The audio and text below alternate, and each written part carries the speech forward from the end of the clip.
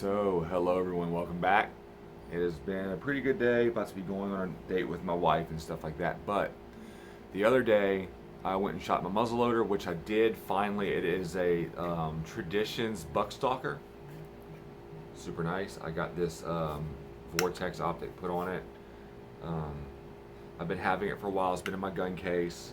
I've shot it a good bit with open sights. I haven't shot it with a scope until just a couple days ago. It shot great. I got it pretty much on paper. Then I had an issue, not with the gun, but since it was about 100 and something degrees outside and pretty humid, and I brought my powder and everything from inside in the air conditioning to out there. All of my powder just got my little pellets turned like the inside of the tube obviously got condensation in there. Looked like steam or whatever, like the mist on there on the inside the plastic. And whenever I went to pinch, because I was shooting 100 grains at a time, so I'd pinch the third one to stop it from falling out while I dumped the top two down the barrel, and I just crushed the one that I was pinching on. It just basically turned to mush. So I ruined a good bit of powder, I'm guessing, and there's nothing that I could do about it. I mean, I'm gonna go and shoot it anyway, all that powder, and get rid of it because it still shot. It just didn't shoot very. It just was inconsistent. So I didn't continue to try to set the scope. But what I did notice is that my gun did get moist like that a few different times where it's gotten condensation on it. And the finish on these Traditions buckstalkers is incredible. Like, I haven't had any issues with getting rust on this gun anywhere. Like, I've went over it and looked, and there isn't a single place on at all with rust. So it's like kind of like almost like a Cerakote they have on here, but it's like a a gunmetal color. It looks really good. So I don't know, just wanted to update y'all, let y'all know that I did do that, and I have not had any issues at all with this gun getting rust on it, which is great. So I will, once I get it bullseyed, I will. I'm planning on sticking with the 240 grain stuff. That way I get some decent speed and also good knockdown power. It's hard to find anything any lighter than that, anyways. So this is a 50 caliber rifle. Everything on it does work super well. I'm a very big fan of everything to do with this gun, really, honestly, and it's the cheapest one that I could find. Like, it's the cheapest gun. So it is what it is.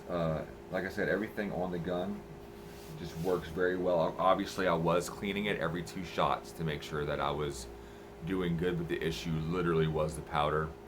So I'm going to fix that issue. I was also shooting it off of that Caldwell 7 rest. If y'all seen that last video, it's about that rest.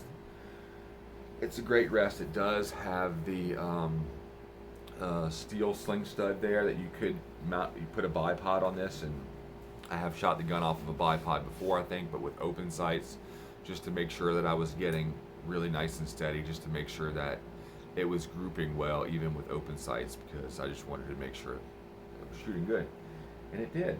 So the barrel and things like that are super clean. The breech plug and all that stuff is easy to clean.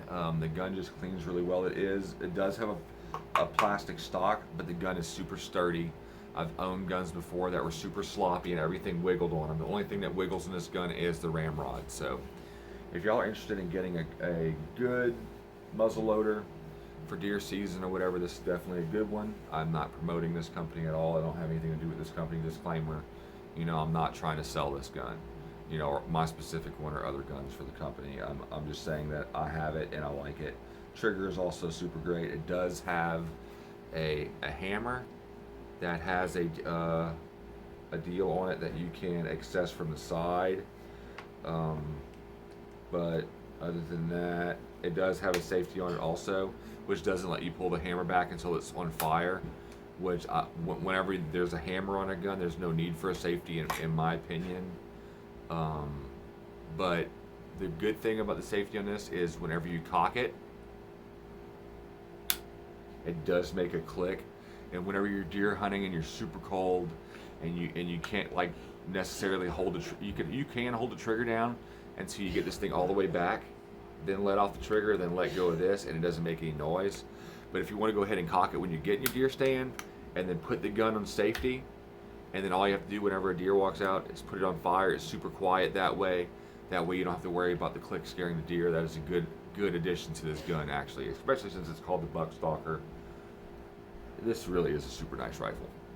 And paired with this Vortec 2-7 by 32 millimeter scope, I think it's going to do just great.